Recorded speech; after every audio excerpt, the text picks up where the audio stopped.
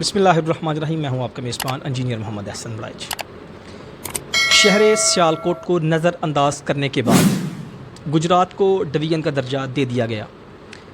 इसी पर बात करने के लिए मेरे साथ शहर सियालकोट की नामवर शख्सियत जो कि सोशल वर्कर भी हैं, मियाँ साद खालिद साहब मौजूद हैं। आइए उनसे बात करते हैं कि शहर सियालकोट के साथ जो ये ज़्यादती हुई है इस पर वो क्या कहते हैं। अस्सलाम वालेकुम जी। वालेकुम सलाम जी। बिस्मिल्लाहिर्रहमानिर्रहीम। सबसे पहले तो मैं आपका शुक्रिया अदा करता हूँ जी एहसन भाई। उसके बाद गुजरात के लोगों को सबसे पहले मैं मुबारकबाद पेश करूँगा कि उनको डिवीज़न मिला और परवेज़ इलाही साहब ने उनसे जो वादा किया था उस पर वो पूरे उतरे।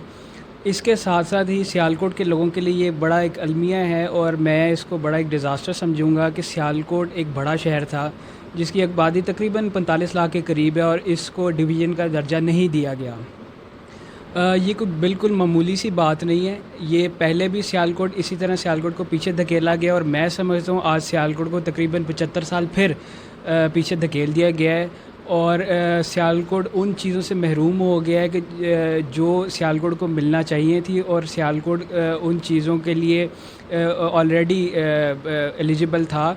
और देखिए गुजरात की तरक्की में एक बड़ा पॉजिटिव फैक्टर होगा कि गुजरात को डिवीज़न बना दिया गया। उधर यूनिवर्सिटीज़ भी आएंगी, उधर जॉब्स भी जनरेट होंगी। इसी तरह सियालकोट को ये नुकसान होगा कि सियालकोट के अंदर ना जॉब्स का इजाफ़ा होगा। सियालकोट के नौजवानों को क्या चाहिए? सियालकोट के नौजवान को नौकरियां चाहिए। इधर मुआशी हालात इस तरह के हैं कि इधर मुआशी मौके चाहिए, मतलब इंडस्ट्रीज़ लगें और गवर्नमेंट लेवल के ऊपर उस लेवल की वर्किंग हो, इंफ्रास्ट्रक्चर को इम्प्रूव किया जाए और वो तब ही पॉसिबल हो सकता है कि जब आपके ज़िले को डिवीज़न का दर्जा दिया जाए और डिविजनल ऑफिसेस का क़याम हो। यहाँ साथ भाई शहर सियालकोट की आवाम ये भी जानना चाहती है कि सियालकोट को अगर डिवीज़न का दर्जा दे दिया जाता तो शहर सियालकोट को कौन कौन से ऐसे बेनिफिट्स हैं जो सियालकोट को दिए जाने थे। देखें, सबसे पहले तो इसमें हम ये देखेंगे कि गुजरात को अगर डिवीज़न बनाया गया है तो उसको क्या फ़वाइद हासिल हो रहे हैं इस डिवीज़न बनने से। गुजरात का देखें, सबसे पहले तो उसका जो सालाना बजट है वो इंक्रीज़ हो जाएगा, वो डिविजनल के तौर पे उसको एक ज़्यादा बजट मिलेगा। उसके बाद divisional schools, divisional colleges, divisional universities, divisional सतह पे आपके हस्पताल, ट्रॉमा सेंटर्स वगैरह बहुत सी इस तरह की चीज़ें होती हैं जो आपको एज ए डिवीज़न आपकी ज़रूरत बन जाती है, वो गवर्नमेंट को मुहैया करनी पड़ती है। उसके बाद सरकारी दफातर, फिर सरकारी दफातरों के साथ साथ नौकरियां। देखिए, नौजवानों को सबसे ज़्यादा क्या चाहिए? नौकरियों की तलाश होती है और सरकारी नौकरी जब बासानी एक डिवीज़न बनने से हासिल की जा सके तो वो एक बड़ा बेहतरीन मौका होता है एक ज़िले के और एक डिवीज़न के नौजवानों के लिए।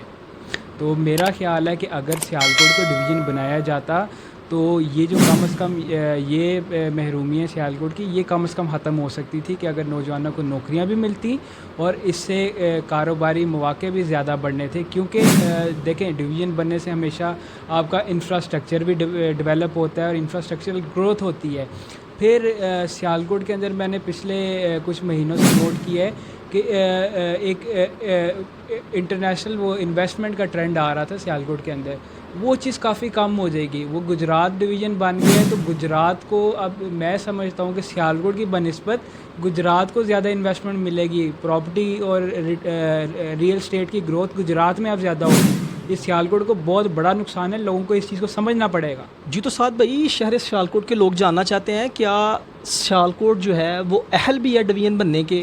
क्या सियालकोट जो है वो सारे क्राइटेरियाज़ पर पूरा उतरता है जो डिवीज़न बनने के लिए ज़रूरी हैं? जी बिल्कुल जी, बतौर सियालकोटी मैं तो यही समझता हूँ कि सियालकोट जो है यकीनन डिज़र्व करता है और सियालकोट को पहले भी पीछे धकेला गया है। सियालकोट जो है तकरीबन 4.5 मिलियन के करीब आबादी है और 3000 स्क्वायर किलोमीटर का तकरीबन एरिया है सियालकोट का और ज़रई रकबे के लिहाज से और ये बड़ा एक हुनरमंद लोगों का शहर है। ये हर लिहाज से एलिजिबल है कि सियालकोट को डिवीज़न का दर्जा दिया जाए।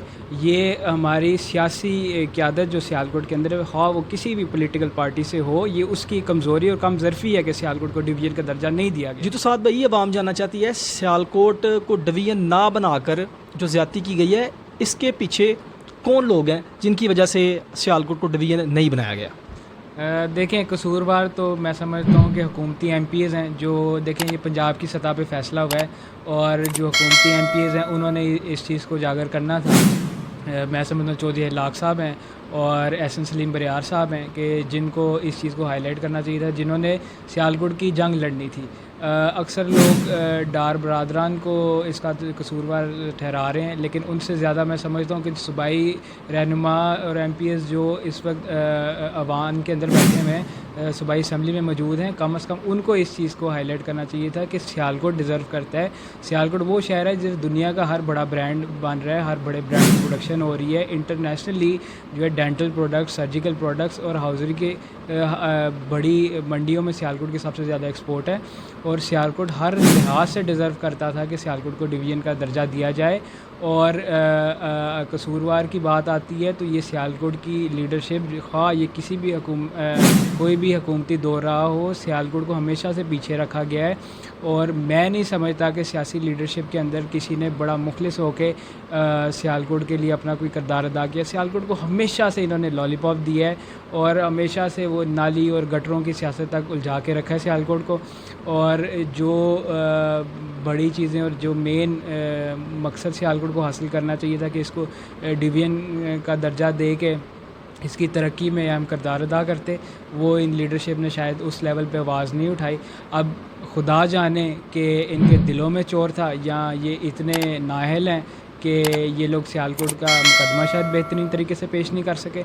اور اس میں میں سمجھتا ہوں کہ اگر سیالکوٹ کو ڈویژن کا درجہ دیا جاتا ہے آئندہ نیئر فیوچر کے اندر، تو انشاءاللہ تعالیٰ وہ عوام کی آواز اور عوام کی طاقت کے ساتھ دیا جائے گا، کیونکہ سیالکوٹ کہ عوام باشعور اور یہ بڑے ہنرمند لوگ ہیں سیالکوٹ کے، یہ اپنا حق لینا بھی جانتے ہیں اور انہیں پتہ ہے کہ ہمارے لیے بہتر کیا ہے، صحیح کیا ہے، غلط کیا ہے، اور کون سا شخص، کون سا سیاسی لیڈر سیالکوٹ کے لیے کام کرنا چاہتا ہے اور سیالکوٹ کے لیے دل رکھتا ہے۔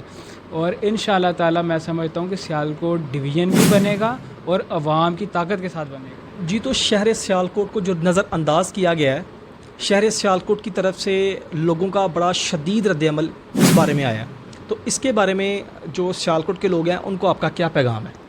دیکھیں جی، سیالکوٹ کے عوام سے میں یہی کہوں گا کہ آپ یہ دیکھیں کہ آپ کے ساتھ مخلص کون ہے، سیالکوٹ کے ساتھ دل سے کون چلتا ہے، اور انشاءاللہ تعالیٰ اللہ کے حکم سے ہم لوگ ان لوگوں کا محاصرہ کریں گے اگلے الیکشن کے اندر کہ جنہوں نے سیالکوٹ کا سودا کیا ہے، اور یہ یقیناً اس میں کوئی شک نہیں ہے کہ یہ اس وقت سیالکوٹ کا یقیناً سودا کیا گیا ہے اور سیالکوٹ کو بیچا گیا ہے گجرات کے آگے۔